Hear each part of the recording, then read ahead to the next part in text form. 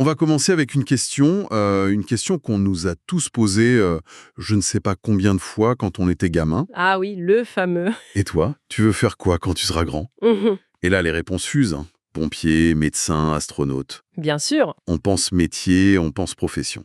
Mais est-ce que choisir un métier, ça répond vraiment à la question de ce qu'on veut faire de sa vie? C'est une bonne question. Le livre qu'on explore aujourd'hui, lui, il suggère que la vraie quête, en fait, c'est pas celle d'un emploi. C'est celle de la liberté.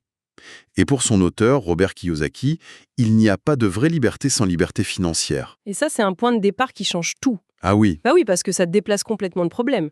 La question, c'est plus quel travail je veux faire, mais plutôt comment est-ce que je veux gagner ma vie. d'accord. Et ça parle à énormément de monde. Tous ceux qui ont l'impression d'être un peu dans une roue de hamster. La fameuse routine métro-boulot-dodo. On travaille dur, on paie les factures, et à la fin du mois, on a le sentiment de pas vraiment construire pour son avenir. C'est exactement ça. Le livre s'adresse à cette frustration et aussi à cette curiosité de comprendre pourquoi, bon, certaines personnes semblent s'enrichir assez facilement, alors que d'autres rament toute leur vie. Mais pour décortiquer un peu tout ça, l'auteur nous donne un outil. C'est une sorte de carte pour s'orienter dans le monde de l'argent, le quadrant du cash flow. Voilà, L'image est toute simple, hein. On prend une feuille, on dessine une grande croix, et ça nous donne 4 cases. En haut à gauche, la lettre E, en bas à gauche, T. d'accord. En haut à droite, P. Et en bas à droite, I. E, T, P, I. Ce sont, d'après lui, les 4 seules manières de générer des revenus. Exactement. Et chaque lettre, en fait, correspond à une mentalité, une façon de voir les choses. Alors, commençons par le E. Le E, c'est l'employé. C'est le chemin le plus classique. On a un emploi, on travaille pour une entreprise, pour quelqu'un d'autre, et on reçoit un salaire. Simple, hein. Le T, juste en dessous, c'est le travailleur autonome ou indépendant. Un freelance, par exemple. Voilà, un freelance, un médecin avec son cabinet, un artisan. La grande différence, c'est qu'ici, on possède son propre emploi. On est son propre patron. D'accord, donc ça, c'est tout le côté gauche du quadrant. C'est ça. J'imagine que de l'autre côté, la logique est complètement différente. C'est un autre univers. Sur le côté droit, en haut, on a le P, pour propriétaire d'entreprise. Mais attention, c'est pas la même chose qu'un travailleur autonome. Non, justement, le propriétaire d'entreprise, il possède un système et des gens travaillent pour ce système. Le but du paie, c'est que sa boîte tourne, qu'il soit là ou pas. Ah, d'accord. Et enfin, en bas à droite, le I pour investisseur. Et là, ce n'est plus nous qui travaillons pour l'argent, c'est notre argent qui travaille pour nous. On achète des actifs, des actions, de l'immobilier. Et ça génère des revenus. Voilà, Ce qui est fascinant là-dedans, c'est que ça n'a presque rien à voir avec le métier lui-même. On peut être médecin et se trouver dans les 4 quadrants, c'est bien ça, l'aise. c'est exactement le point clé du livre. Un médecin peut être, employé à l'hôpital. D'accord? Il peut ouvrir son cabinet, et là il devient T, travailleur autonome. S'il va plus loin, qu'il fonde une clinique, qu'il emploie d'autres médecins, des infirmières, il devient P, propriétaire d'un système. C'est ça.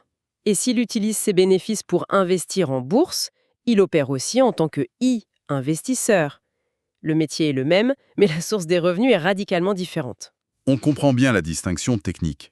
Mais l'auteur insiste beaucoup sur le fait que la vraie différence, elle est ailleurs. Elle est dans la tête. C'est le cœur du livre.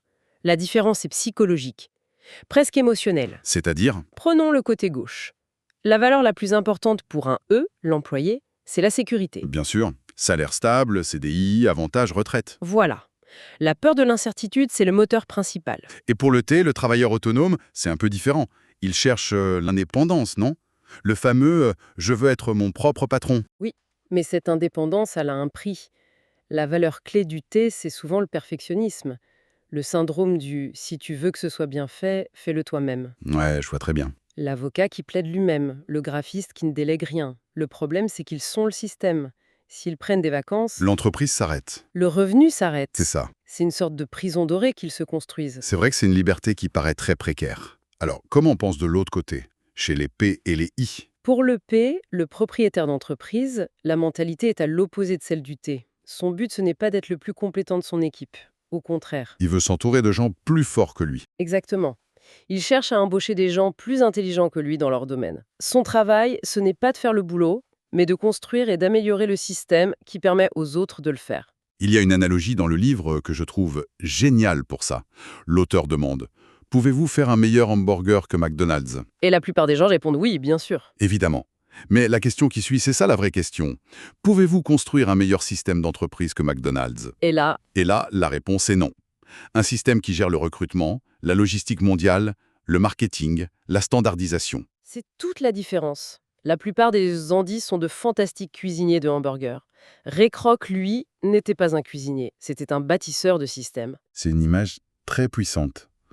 Ça sépare complètement la compétence technique de la compétence entrepreneuriale. C'est exactement ça. Mais est-ce que ça veut dire qu'il faut forcément viser un empire pour être NEP? C'est un peu décourageant, non? Non, pas du tout, c'est une excellente question. Le principe du système s'applique à toutes les échelles. Que ce soit une franchise de boulangerie, une petite entreprise de nettoyage ou un logiciel en ligne qui tourne tout seul. La question clé, c'est... C'est est-ce que cette entreprise peut me rapporter de l'argent pendant que je suis à la plage pendant un mois? Si la réponse est oui, on est un NEP. Sinon, on est probablement encore un T. D'accord. Et le dernier quadrant, le I, l'investisseur, ça c'est un peu le Graal, j'imagine. C'est le terrain de jeu où la réchelle se multiplie vraiment. On atteint le plus haut niveau de liberté. On n'échange plus son temps contre de l'argent. Et on ne gère plus un système complexe de personnes. Non, on apprend à analyser des opportunités et on place son capital pour qu'il génère un rendement. L'argent devient notre meilleur employé, il ne dort jamais, il ne se plaint jamais. C'est la destination finale. C'est ça, pour quiconque cherche une vraie liberté financière. Bon, le tableau est très clair. D'un côté, le temps, c'est de l'argent. De l'autre, l'argent génère de l'argent. Alors, la question qui brûle les lèvres, c'est comment on fait pour passer du côté gauche, où se trouvent 95% des gens, Au côté droit, voilà, l'auteur insiste sur une idée qui peut paraître contre-intuitive. Le changement, ce n'est pas d'abord faire des choses différemment, mais être quelqu'un de différent. ah, c'est un changement de mentalité. C'est un voyage intérieur avant d'être un plan d'affaires. Il faut changer sa manière de penser avant de pouvoir agir. J'imagine qu'il faut apprendre à gérer ses émotions, notamment la peur qui pousse l'employé à chercher la sécurité, c'est un frein énorme, non? C'est le principal obstacle. Le passage à droite, c'est un processus émotionnel. Pour un employé, l'idée de ne pas avoir de salaire à la fin du mois, c'est terrifiant. C'est l'angoisse. Pour un investisseur, le risque, ce n'est pas quelque chose à éviter. C'est quelque chose à comprendre, à calculer, à gérer. Gagner et perdre, ça fait partie du jeu. Il faut développer une sorte de neutralité émotionnelle? Exactement. Quand une action chute de 20%, l'investisseur novice panique et vend à perte. L'investisseur aguerri, lui, y voit peut-être une occasion d'acheter. Il ne subit pas ses émotions. C'est tout le contraire de ce qu'on nous apprend à l'école. On est programmé pour le côté gauche. Trouve la bonne réponse, ne fais pas d'erreur, obéis, et tu auras un bon travail. C'est exactement ça. Le système éducatif est conçu pour produire de bons employés et de bons experts. Il sanctionne l'erreur. Alors que pour un entrepreneur, l'erreur, c'est Poule. la meilleure source d'apprentissage. C'est vrai que des gens comme Edison, Ford, Steve Jobs, ils n'ont pas vraiment brillé dans le système scolaire. Ils n'entraient pas dans ce moule. Leur cerveau était déjà câblé pour penser en termes de système, d'opportunité, pas de sécurité et de bonnes notes. D'accord. Admettons qu'on soit prêt à faire ce travail sur soi. Concrètement, ça change quoi au quotidien de basculer vers la droite? Quels sont les avantages tangibles? Il y en a deux qui sont majeurs, énormes même, les impôts et la dette. Ah, La façon dont le système fiscal est conçu dans la plupart des pays favorise massivement le côté droit. Un employé fonctionne comme ça. Il gagne de l'argent, il paye ses impôts dessus tout de suite, à la source, et il vit avec ce qui reste. c'est la réalité de la plupart des gens, oui. Pour un propriétaire d'entreprise ou un investisseur, le schéma est inversé. L'entreprise gagne de l'argent, ensuite elle dépense tout ce qu'elle peut légalement pour grandir.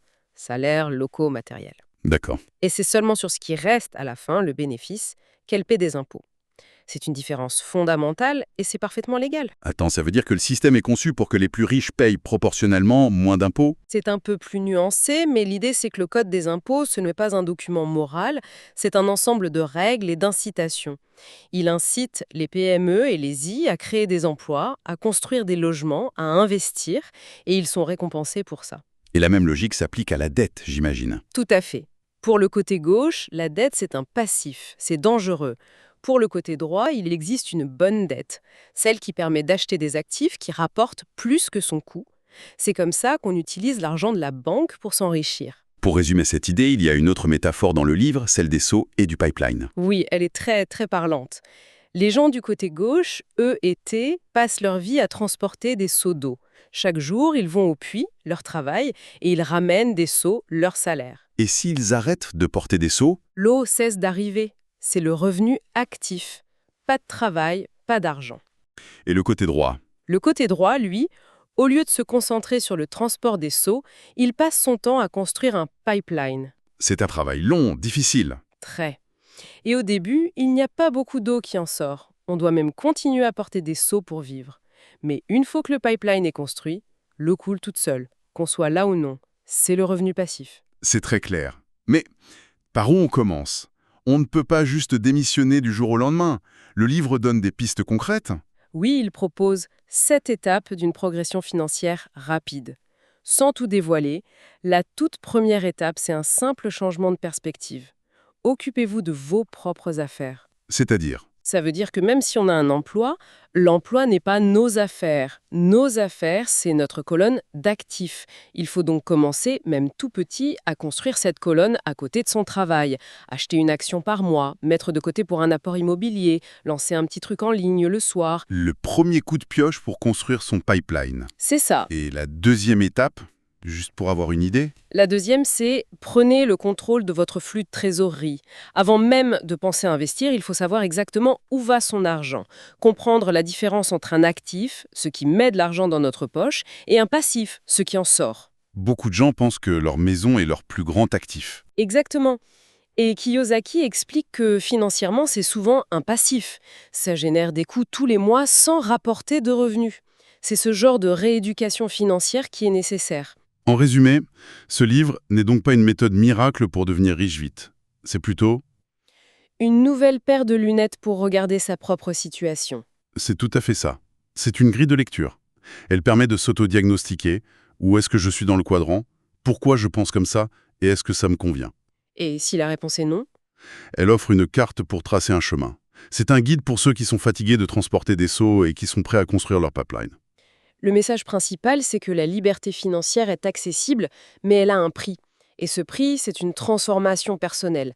Il faut accepter de désapprendre, de faire face à ses peurs et de développer son intelligence financière et émotionnelle. C'est une quête qui demande du courage.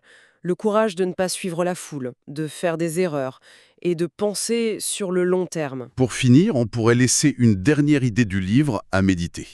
Une idée assez vertigineuse.